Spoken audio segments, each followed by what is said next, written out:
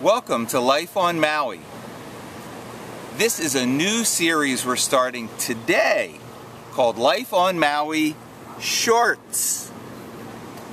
And we're going to keep these interviews at around 10 minutes. I started this in Thailand and now we're going to bring it to Maui since there's so many incredible people that I want to interview without having to rely on a TV studio and staff and everything else. So, my guest for today is Moshe Daniel. Yes. And I like to call him Moshe. So if you hear me call him Moshe, it's because it's an affectionate way in Jewish to say the same thing. Sure. So welcome to the show. Thank you. I'm honored to be here. This is great. It's great. He is a nephew of an old friend of mine, Harry Block. So, hey Harry. Hey, this was great. You hooked this up, man. So, you came to Maui for your honeymoon. Yes. And also to do teaching, of which we were really honored to be a part of last night up at Dr. Bonnie's house. Speak a little bit about the kind of Kabbalah that you teach. I teach a Kabbalah, which is what I've come to call the Kabbalah for the end of days. Huh. It's sounds cryptic. It's cryptic. It's amazing. Basically, as we approach the return to the oneness of Creator, the ancient Kabbalistic knowledge is that the doors to the Gan Eden, to the Garden of Eden, would be open. And as the doors are open, then there's an emanation of truth which is coming for this age. And, knowledge and wisdom that hasn't been revealed until this time now. So it is a synthesis of that which has been the traditional Kabbalah, but then some new insights for the preparation of the return to oneness. And it also involves a knowledge that is for healing of ancient belief systems that have led to duality and led to suffering and led to illness. So it's all of that stuff. Well, give me an example. Give me an example of, like we learned some of the teachings. There was the tree of knowledge and there was the tree of life. Yes. So just briefly, at least, I know this could easily be an hour conversation, Sure. but just briefly, how would you speak of that? The way I understand, when Adam and Eve fell in consciousness, when duality was created, there was a split from the oneness. They normally coexist in unity and in harmony.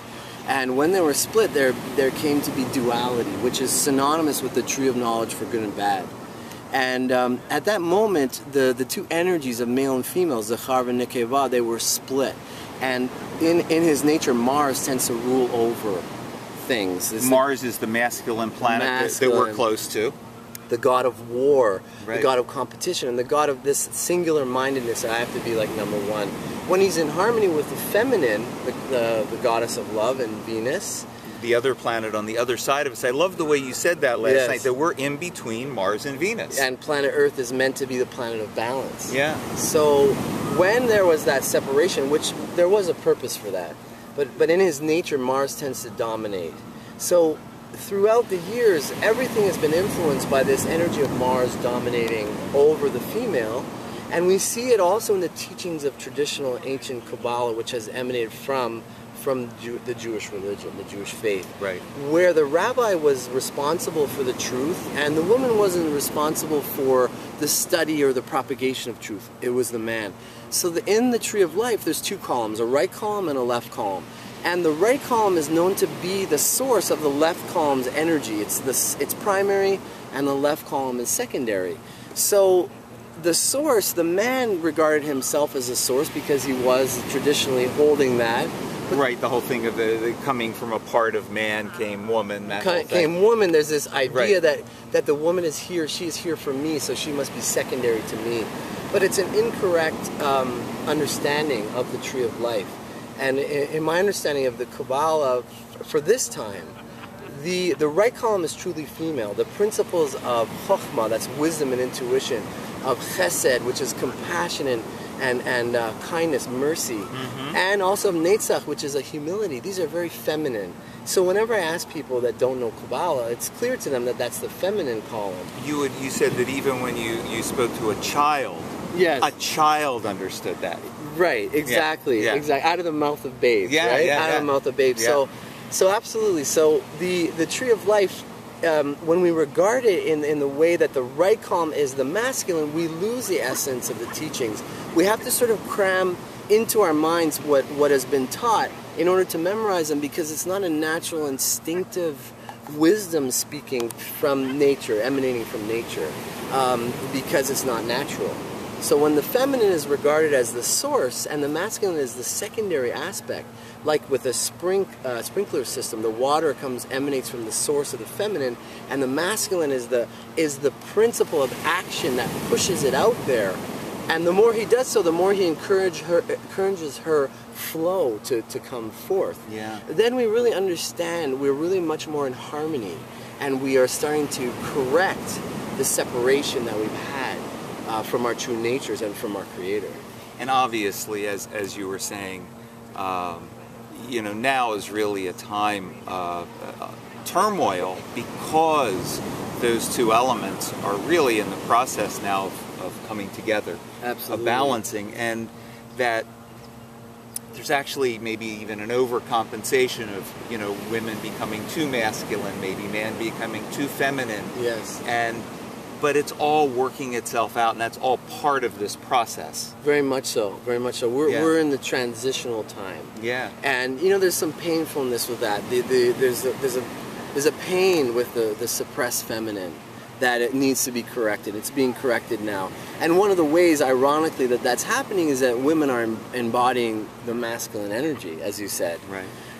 But also, when we regard Kabbalistically the Shabbos, the Sabbath, the great messianic age, which comes at the end of all of the duality, when we return to the oneness, the Jewish people, what we've done every Friday welcoming in the Sabbath is that we welcome in, we say boy kala, we say welcome Shekhinah, welcome the bride of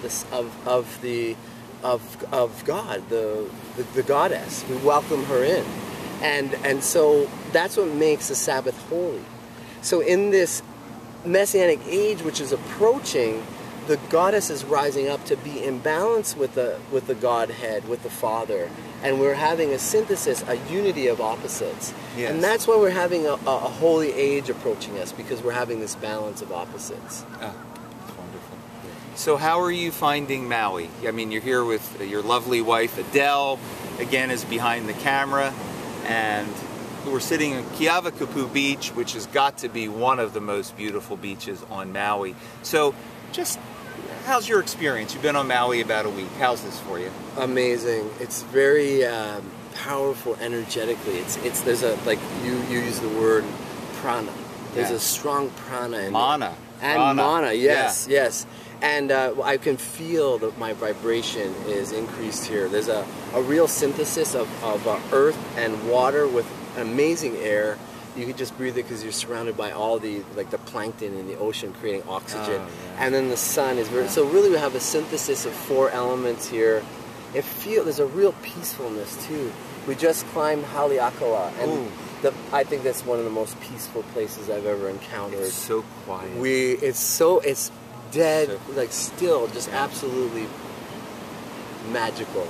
Yeah, wonderful. I'm so glad you got to experience that. I'm so glad to meet you. You too, you too. Yeah, this is wonderful. It's wonderful, wonderful. So, okay. So I hope you come back. I hope to see more of you, and thank you for joining us on this episode of Life on Maui.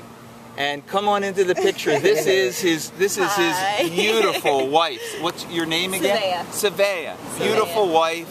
And just wonderful that you're both here for this occasion, and grateful that you're here. We're grateful. And thank you for watching, and until next time, aloha. Go ahead. Yeah. All right. Okay.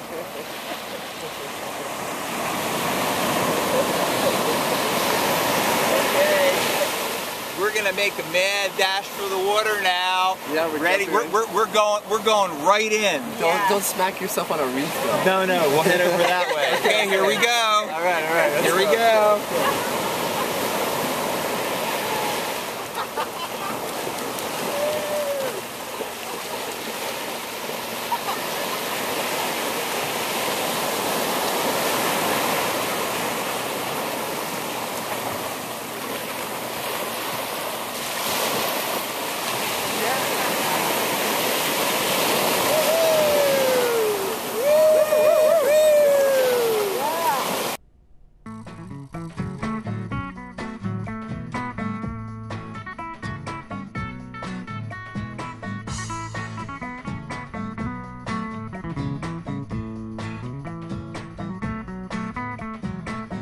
Call me crazy, but I'm never giving up my dreams. No matter how far away they seem, maybe crazy is the secret to my mad